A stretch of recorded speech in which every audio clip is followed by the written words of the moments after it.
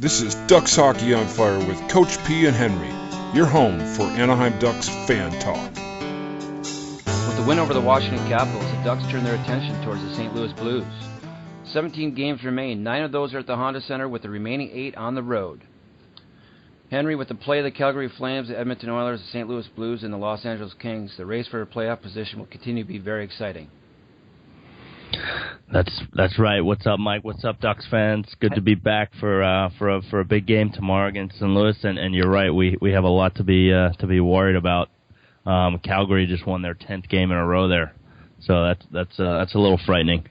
Hey, I'm Mike Perkins, your host, and today is March 14th, 2017. And as always, I'm joined by my co-host Henry Thompson-Smith. What's up? What's up? All right, let's take a look around the league here at some scores from last night.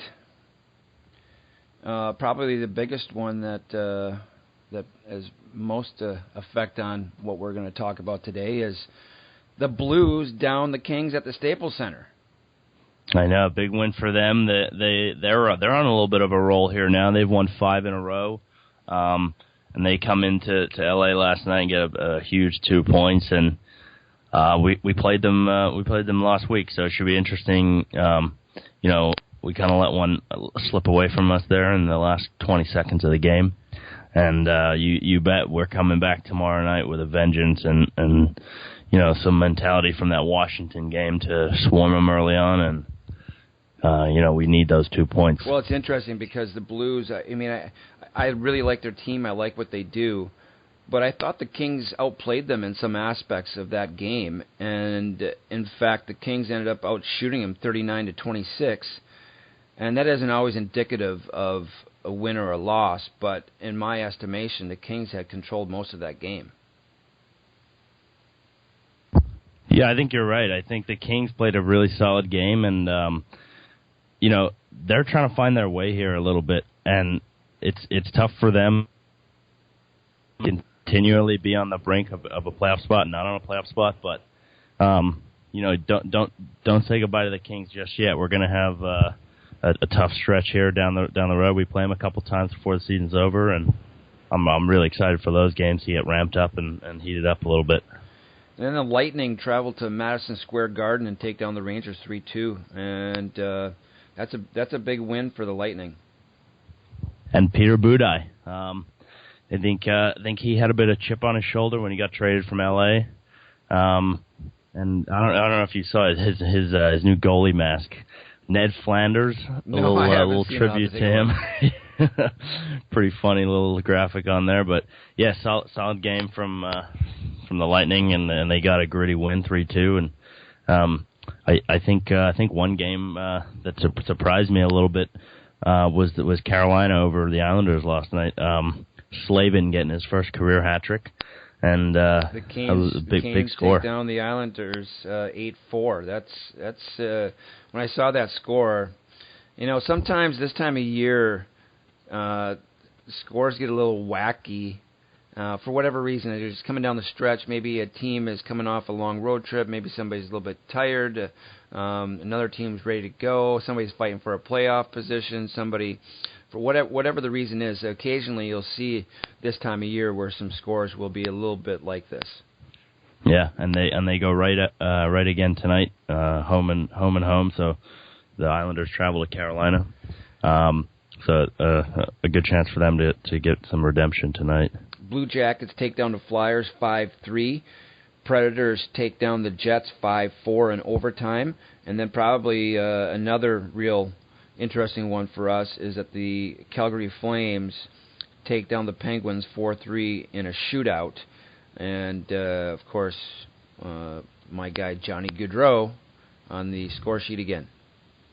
What a game, and what a goal by Johnny Hockey. Did you see that? I'm real patience. I mean, for him to have the patience and the wherewithal to sort of twinkle toes his way around the back of the net and slide it home, that was pretty special. But then, of course, who's going to tie the game for Pittsburgh?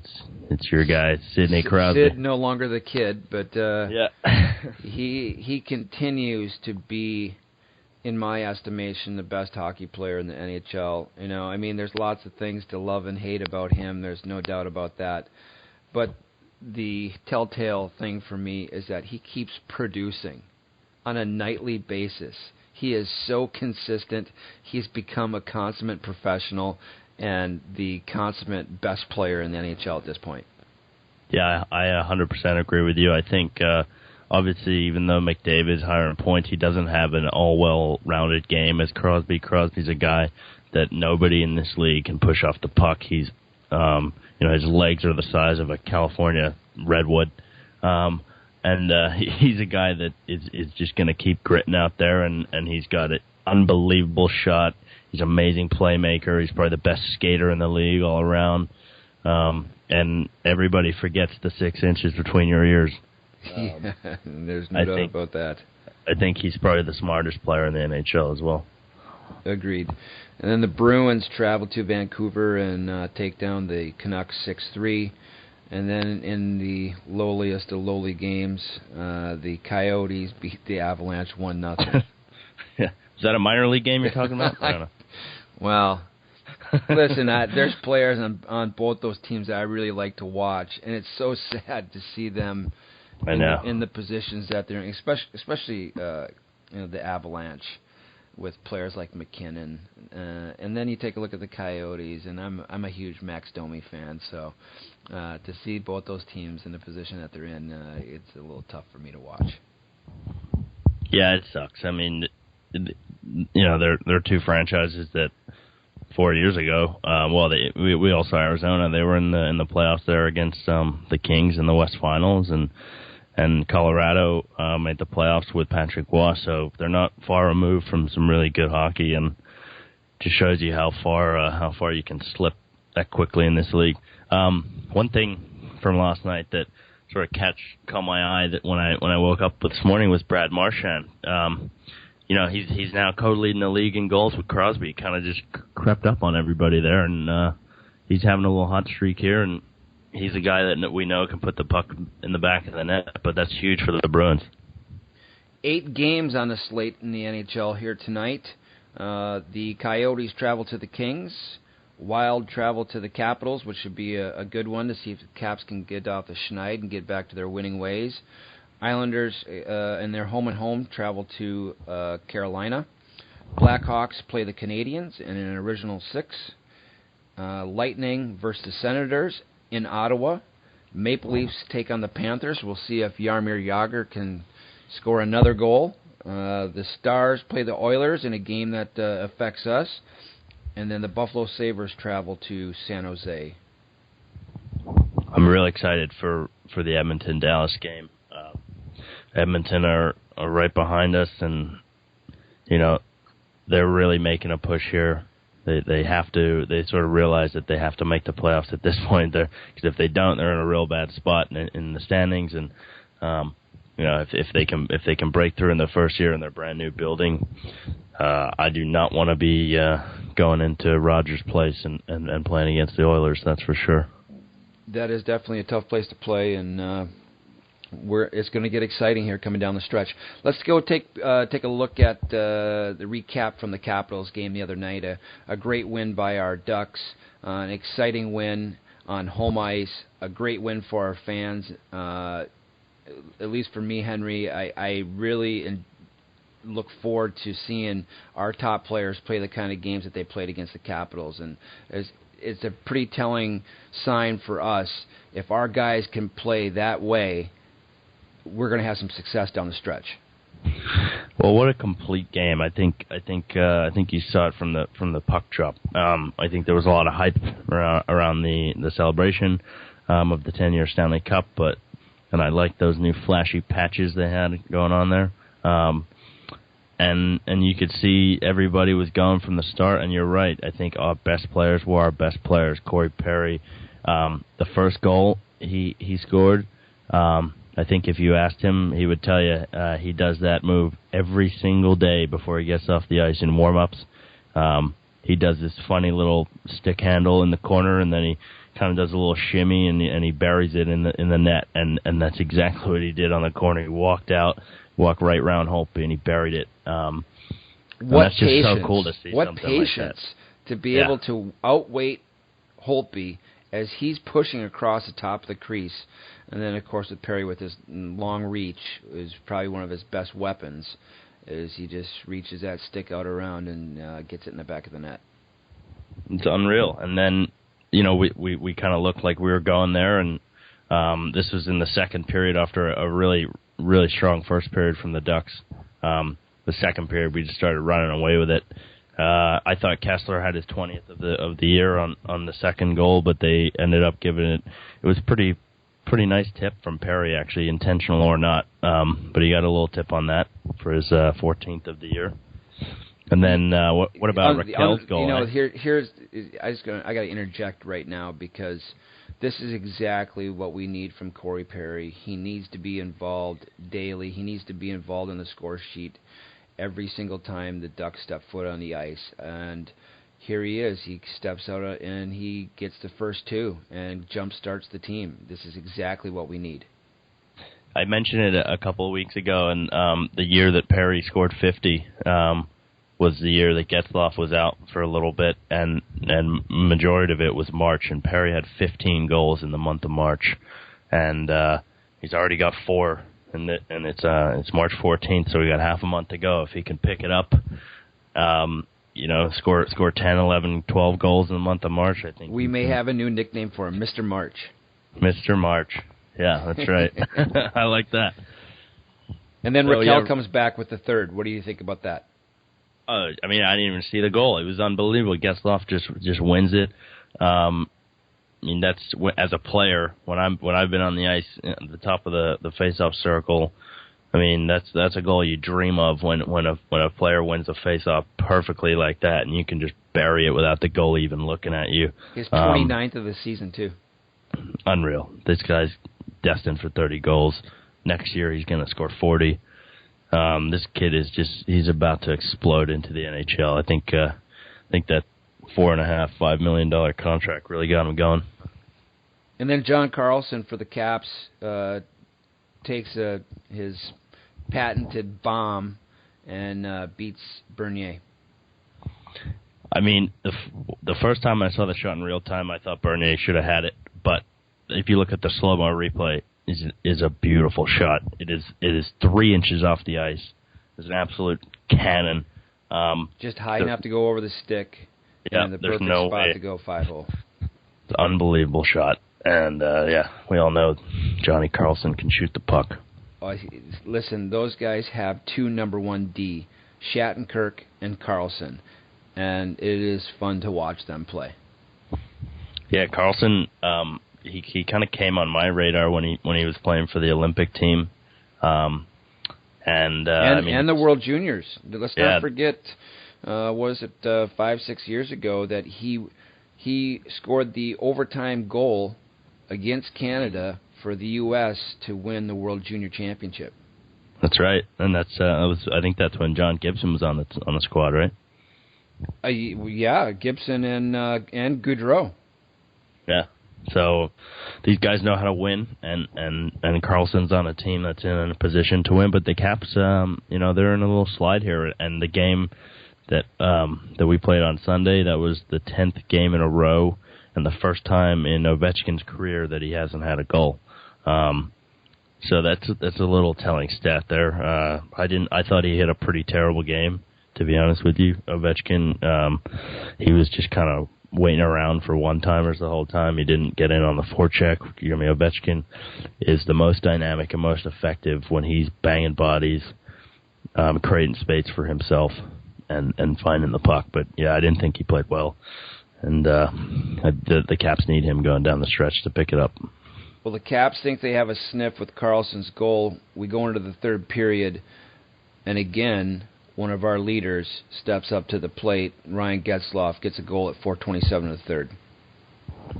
On the power play, things are looking up, right? Unbelievable. What a goal. Getzlaf, beautiful pass from Perry, and he banged it home, and you could see the jubilation on his face, and I think he said at the beginning, it's about time for our 4 or 5 core players to pick it up and say enough's enough to the rest of the boys and carry the squad into the playoffs. And you need your depth guys, but the leaders need to be the leaders. Then Johansson gets his 22nd of the year for the Caps to make it 4-2 at 4:57, so right behind Getzlaf's goal. They're trying to make a push to try to get back into it. Yeah, I had me a little worried, but Bernier was looking good, and I thought he was playing solid enough to get the W, and then of course Kessler comes in and gets his 20th of the year on a nice. Kessler salts it away at 12:42 of the third. Yeah, I mean, what a great play and a nice redirect there from Kessler, and he needed that one for sure. So let's talk a little bit about how our lines and our lineup is shaping up here for the final stretch. Okay, so what do you think about Perry? Let's think about where he's going to slid into the lineup. Well, the interesting thing is, obviously, he's not a third line player. But with Vermette and Ritchie, I think that could be a nice line here that isn't a third line, but maybe sits third in the rotation just because that's where we're at. Yeah, I'm kind of stuck on the idea that we have two second lines, one bona fide first line with Getzlaf because he just has to be the first line, but I think that is a real line. First line. Getzlaf, Eves, and Raquel, that is a first line. Yeah, and I think Raquel's showing that, and Eves is we've talked about it, but Eves has picked up the play of Getzlaf, and so yeah, I agree that first line. It'd be interesting to see if they moved, as you were saying, as we had talked about, Cogliano maybe playing a more of a third line checking role. It'd be interesting to see Kessler, Perry, and Silverberg, although they're two right wingers. Maybe throw Perry on the left wing. Let's see what he's got. I don't think he's always been vehemently saying no to that but as a player, you just got to try everything. The type of player that can handle playing on the off wing. In fact, with his stick on the inside on the attack, he scores some goals. In fact, his goal against Chicago was coming off the left side, the off wing where his stick was on the inside, and he made the push to the inside and got Crawford moving across the crease, and he shot back across the grain and scored a beautiful goal. Yeah, I think he's dangerous from the off wing, and so it'd be cool to see that Kessler, Silverberg, Perry, and then Vermette, Ritchie, and Cogs. I think you have. I think that line, Ritchie's the goal scorer. He's been a goal scorer his entire life, and every level he's played at, and he's done a really good job this year of coming in as his first sort of real full season in the NHL. And then I think we have a real fourth line. I'm a Nate Thompson fan, and I think he knows what his role is. I think he knows what his job is, and whether you put Shaw, Wagner, or Kasha on that line with him, it's very exciting to see what they can do to eat up some minutes for our guys, become a puck possession line in the offensive zone, chip in a goal or two when they can, and really do the job of a fourth line. Yeah, my top three guys would be Wagner, Shaw, and Thompson. Kasha is one of those players where I think he would be great every one or two games throw in there. He's got some great puck possession ability, and he's got a nose for the puck. He just goes and he battles, and he creates a lot of turnovers for us. But he's quite inconsistent in the goal scoring, and he doesn't body around people, so he doesn't really fit on a fourth line. So. Well, you're right. He isn't a fourth liner. His style of play doesn't. He doesn't play as a fourth line kind of guy. He's more of a second line guy with the skill set that he has, and it's very tough for a player like that to step into a fourth line role and do the things that are expected from a fourth liner. But I think as a young player like him, he knows that he's got to do whatever it takes to be on the team. He doesn't want to get sent down. He doesn't want to get traded. So he's going to do whatever it takes to get into the lineup, and if that means playing fourth line, and he's just going to have to hone his skill there and figure out what his role is when he plays on that fourth line. That's what it's all about. You got to carve out a role for yourself in the team, and Even Jared Bowl has done that. He's carved out a little, role for him where he comes in against the big teams, drops some mitts, gets the guys going. Holzer has done the same thing all year. He's been terrific. I think he's been the kind of most looked over player in the Ducks lineup this year in terms of progression. He had a great World Cup with Team Europe, and then he also played in the World Championships last year with Germany. Over the summer, he played amazing in that tournament. I think he was the captain of Team Germany, actually. And he's a guy that comes in every 1 or 5 or 6 games for Carlisle, and he plays solid D on the back end. So these kind of depth players, these fourth liners and the depth players are going to be crucial to the success and the health of the Ducks. They are crucial. They need to be able to step in when somebody has a bump or a bruise, when somebody needs a rest, whether it's in the game or in and out of the game, in and out of the lineup. Those players are instrumental in making things happen down the stretch to allow our top players to be our top players. Speaking of injuries, as we discussed, where you're going. I know. I'm pretty annoyed. At Matt. I don't know who made the call. Personally, I think Gibson made the call to put himself in the net, and Carlisle couldn't say anything about it. And that sucks. That's too bad, because why wouldn't you just wait? Even put him. We had 3 days off after the Capitals game. There's just now too many things. Now he's back on the IR. Yep, Gibby is back on the IR, and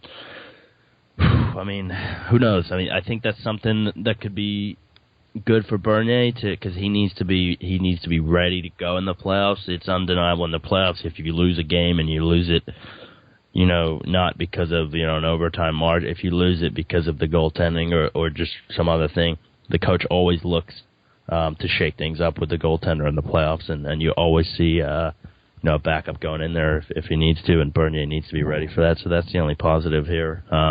As of today, it's listed as a lower body injury. I'm speculating here. I think it has something to do with his back.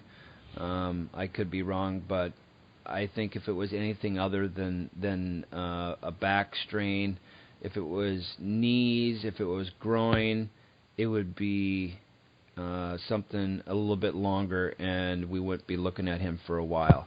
But I think because it's a back thing, I think that's why he potentially on and off the IR at this point. Yeah, whatever he needs to do to stay healthy, he needs to rest up, and he's going to be the guy to take us forward. Not taking anything from Bernier. It's just Gibby's a guy that we've seen time after time. He can handle the workload. He's a workhorse. He's a guy that battles for the Ducks every night, and sooner we can get him back, the better we are in net with the 1-2 punch. We have a new segment today called Coach's Corner. Today we're going to talk a little bit about what can a fan see from their team or a particular player that proves that this player or the team is working hard. We always say it that the team needs to go out and work hard to be able to have success. But what specifically shows coaches, other players, and fans that a particular player or your team is working hard? And I just want to throw this out there, Henry. For me, as a coach, one of the top things on my mind when I watch a hockey player and that tells me that a player is working hard is that if a player is winning races and a team is winning races to lose pucks. Now, that seems like something very simple, but it's huge. And in fact, if you look back a couple of years ago when we lost to the Kings in what was that game? Was it Game 6? Games, yeah. Mm-hmm. Yeah, Game 6 against the Kings. That particular game, the Kings got to every loose puck in that game and then ended up winning that game. And I think it's something that for us as fans, when we watch the Ducks, and we can notice that if our team is winning races to pucks, we got guys that are jumping all over pucks, all over the ice, in the defensive zone, neutral zone, offensive zone. If we have players doing that we have a really good chance of winning. Yeah, I was going to say exactly that. I think more poignant to my point was, if your team is dumping pucks in the defensive zone, and you see the D on the other team constantly turning around, skating, going back to get it, and they go back to the bench and they're tired. I mean, that's something you want to see, and that's winning races to lose pucks, exactly as you said. So, well, when you put that pressure on those defensemen to have to turn around and they have to work to get back to get that puck, that is very wearing on another team. And if you don't start the game that way, if you don't come out of the gate, first shift, second shift, third shift, doing that, it just gives the other team opportunity to save energy for later in the game. But if you have a team that, you're right, gets pucks deep, gets it over the red, gets over the blue, chips pucks back behind the net, makes the defenseman, and the right chips too, not where the goaltender can get to it, cross-corner dumps, same-side dumps that don't go behind the net, making the defenseman actually turn around and go get the puck with a player attacking them, trying to win that race to the puck, is very wearing and can be a factor late in the game. Yeah, and I'm sure you can attest to this, but you know, as a player, when you hear a coach just say, when focus on the races to lose pucks, is something that's very easy for players to just stay focused on, and it's a fundamental of the game that, you know, it can be the difference in a hockey game in a one goal game. So it gets a lot out of the players, and it's something that, you know, especially down the stretch of the season here, you're going to see more and more battles, and those battles win and lose hockey games. So the next time you're out there watching a game, you're watching on TV or you're at the Honda Center, take a look at your favorite player and see if they're working hard. And you can tell by see if they're winning races to lose pucks. Well, Henry, for myself, Coach P, and my co-host Henry, it's a great day for Ducks hockey. Thanks for listening, Ducks fans. Let's go Ducks. That's it for this week's edition of Ducks Hockey on Fire. Join us next week as we talk about the latest in Anaheim Ducks hockey.